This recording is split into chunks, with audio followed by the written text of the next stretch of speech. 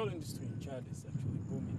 It's a new perspective, new developments. It's the interim production of 2003. They have new projects going on, including a refinery project and other fields to put in production very soon. The capacity, it's really big. I am not a geologist, so I can't tell you exactly what are the reserves that we have in place. But so far we're producing an average 130,000 barrels a day. We have other fields that will be in production, so let's say it's a lot bigger than this. The fields in production are in the south, mainly in the south, and the other field being in production 2011 are also in the south. With CNPC. The first one got in production 2003 with ExxonMobil, Chevron, and Petronas. It's operating right now, operated by ESO.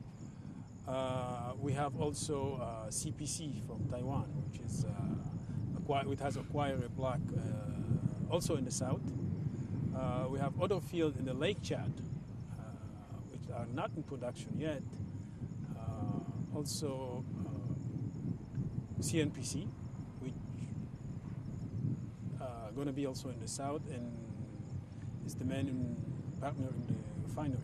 So we set up in a dynamic of a win-win situation. We're looking for development, economic development. The other countries are looking also for their interest, and each on its side defends its interest. Let's be simple in our way of reasoning. Whatever it's going on now, it's actually developing the country. The revenue generated from, let's say, from the oil industry are the road that are we using, the schools that our kids are going to, the health district that we're building, the hospitals, the wells for water, for clean water. So everything here, it's going into a helping our people with our own resources.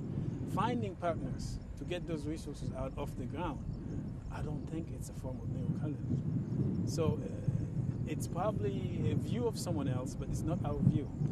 Our people feel it. How else would you do it otherwise? If you're talking about the oil industry, it's first of all, it's a very complex industry as far as the operation that goes on, from exploring to exploiting the oil that you have. It's a very old industry in which Chad has not actually built enough human resources to handle it, first of all. And second, it's very capital intensive. As an industry, the oil industry requires a lot of capitals in which you have to work with partners that have enough the capacity and the financial resources in which you can partner and do the work. We are set now in a plan where we actually training more people through the various partners we have, through Exxon and ESO and CNPC and the rest of them, a lot of Chadian people working there. And in a few years, you're going to see a lot more takeover than what you're actually realizing now. The Chadian are in control of the Chadian oil business.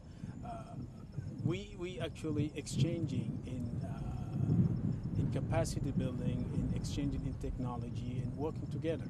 So it's not a matter of control. If there is a control, the government, the state of Chad, controls its own oil.